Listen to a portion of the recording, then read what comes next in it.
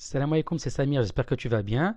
Donc on a fait pas mal de cours depuis le début, Inch'Allah. On a vu pas mal de règles de grammaire et de conjugaison et on continue notre série de cours et on va voir aujourd'hui l'annexion, qui est une leçon qui est très importante aussi. Donc dans les derniers cours, on a vu les catégories de mots avec le nom, le verbe et la particule, avec des exemples et comment les reconnaître. On a vu le défini et l'indéfini. On a vu le singulier, le duel et le pluriel, comment les reconnaître, avec des exemples toujours. On a vu la phrase verbale et nominale. On a vu la manière de poser des questions. On a vu les pronoms personnels isolés avec des exemples en contexte dans le Coran. Et on a vu aussi la partie qui était donc le dernier cours, les pronoms personnels affixés ou on peut dire accrochés, parce qu'ils sont accrochés au mot, ils sont affixés. Et donc ça c'était deux dernières leçons très importantes.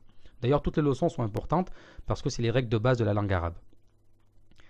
Et on a vu des exemples. Aujourd'hui, on va voir ce qu'on appelle al-idafatu. Al-idafatu, ça s'appelle l'annexion.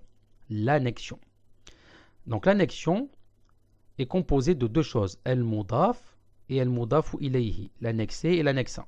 Donc on s'en fiche en fait de ce que ça signifie en français. C'est al-mudaf, al-mudafu ilayhi. Je t'ai mis la traduction en français, mais ça va ne pas forcément t'aider. Retiens que c'est al-mudaf, al-mudafu ilayhi. Et l'essentiel même, c'est de comprendre et de ne pas forcément retenir al-mudaf, al-mudaf ilayhi. Si tu arrives à le retenir, c'est mieux.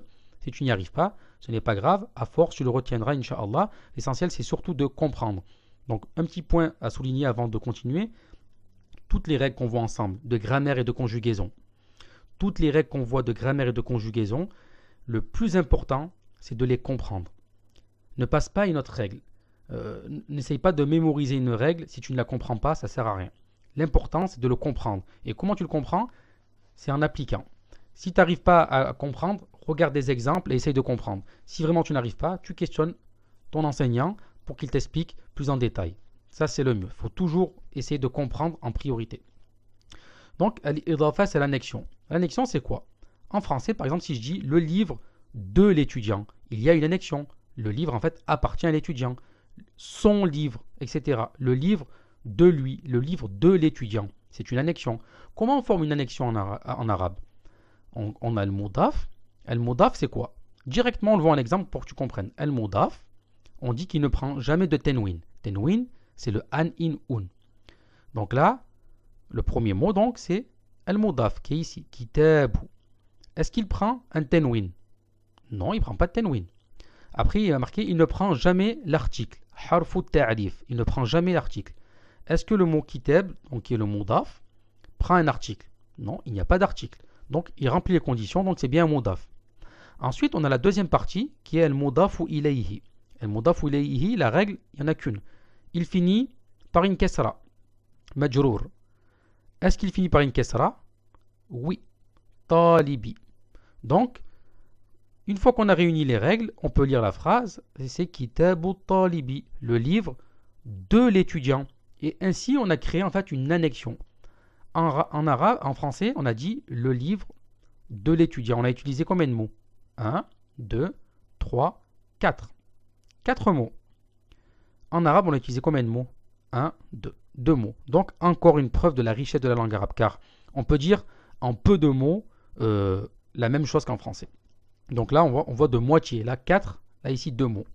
Donc, pour faire l'annexion, pour dire le livre de, etc., on va utiliser al-idafa, l'annexion, qui est composé d'un mudaf, qui n'accepte pas de tenwin comme ici, ni d'article, ni de alif et de lem, et le deuxième terme, qui prend quoi? Une kesra. Kitabu talibi, le livre de l'étudiant. Un autre exemple, kitabuhu. Et là, on met en application quoi? Le pronom personnel accroché, affixé, qui est le huwa à la base, le il, lui, au masculin singulier. Si tu le vois pas, tu reviens au cours précédent et tu le verras, Inch'Allah. Kitabuhu. Ça signifie à la base, littéralement, Kitabuhu, le livre de lui. C'est une annexion. Mais sauf que là, quand on va le traduire, on va dire son livre. Donc là, on a vu que dans le mudaf et le mudafu ilayhi, cette phrase-là, on a vu que le mudafu ilayhi, qui est la deuxième partie, donc, prenez le alif et le lem. On peut mettre le alif, c'est le livre de l'étudiant. Donc on parle d'un étudiant précis. Mais on peut aussi enlever le alif et le lem comme dans l'exemple ici. Kitabu talibin. Et on ne dira pas le livre de l'étudiant comme ici, mais on dira le livre d'un étudiant. C'est indéfini, comme on l'a vu dans les cours précédents avec le défini et l'indéfini. Là, le terme il est défini par le alif et le lem. Là, il est indéfini car il finit par un tenwin, mais il finit toujours par une kesra, il est majrour. Kitabu talibin. Donc, faut que tu retiennes bien ça. Que le mudaf et le mudafu ilayhi finit par une kesra. Et le mudafu ilayhi, il peut être défini ou indéfini. Et le mudaf, qui est le premier terme, ne prend pas d'article et il ne prend pas de tenwin. Tout simplement. Et tu peux me dire, oui, mais à quoi ça sert de savoir tout cela en fait? Ça sert que lorsque tu vas lire sans les voyelles, lorsque tu vas lire des mots sans les voyelles, ben, tu vas pouvoir reconnaître. Tu vas voir un mot, il n'a pas de alif et de lem. Tu vas voir un autre mot, peut-être qu'il y a un alif et lem ou pas. Tu vas savoir que c'est un mot dans le contexte, dans la lecture, tu vas savoir et tu vas pouvoir vocaliser correctement de manière automatique avec de la pratique, bien sûr. Dans les cours, on voit, dans les cours qui sont un peu plus poussés, on voit beaucoup plus en détail avec des exercices en pratique. Maintenant, voyons cela dans le Coran. Parce que comme je te l'ai dit, dans le Coran, il y a toujours, toutes les règles qu'on voit, on les voit dans le Coran également. Elles sont toutes dans le Coran. Si je prends Surat al-Fatiha encore, Alhamdulillahi Rabbil Alamin. Rabb, qui est le Seigneur, donc louange à Allah, Seigneur de l'univers. Seigneur de l'univers. On voit bien qu'il y a une annexion. Le Seigneur de quoi? De l'univers, des mondes. Et donc là, on voit bien que le premier terme ne prend pas de lif et de lem, et il ne prend pas de tenwin. Là, il prend une kesra pour une raison qu'on ne va pas citer maintenant, mais il ne prend pas de tenwin. Donc la condition, elle est remplie, c'est bien un mudaf. Le deuxième terme prend pas de kesra, pourquoi? Parce que là, c'est une règle en fait. Parce que là, on l'a dit, le deuxième terme finit par une kesra, ça c'est vrai. Il finit par une kesra quand c'est un nom simple. Là, c'est un pluriel. Et un pluriel masculin au pluriel en mudaf ilayhi, ça a une tournure différente. Donc là, on ne peut pas rentrer dans le... C'est vrai que j'ai pris cet exemple-là, c'est pas le meilleur exemple, mais ça, on le voit dans les cours un peu plus poussés. C'est pour ça que je ne peux pas te l'expliquer maintenant.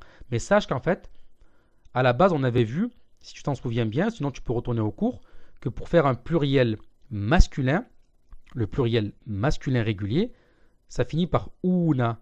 Par exemple, on avait vu l'exemple mu'minuna. Par exemple, muslimuna. Ça, c'est un pluriel. Mais lorsque ce pluriel-là, il y a un facteur avant qui fait que ça va changer, en fait, au lieu de prendre une kesra, par exemple, on va dire muslimina, mu'minina. Et là, comme ici, al-alamina. À la base, al-alamin, qui signifie les mondes, c'est al-alamuna. C'est un pluriel régulier. Là, c'est alamina. On a mis une kesra et pas on a mis un ya. Et non pas un waw comme à la base, c'est al-alamuna. Là, on a mis al-alamina. On a mis un ya. Pourquoi? Parce qu'il est mudaf ou ilayhi.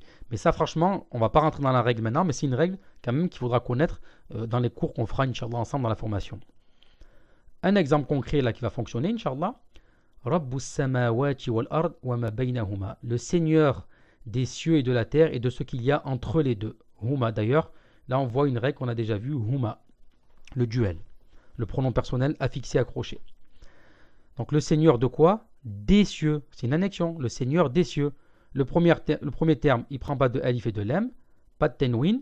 Et le deuxième, il prend bien une kesra. Donc les conditions sont remplies. Donc il y a énormément de mudaf et de mudaf ilayhi dans le Coran. Donc voilà pour le cours d'aujourd'hui. J'espère qu'il te sera bénéfique.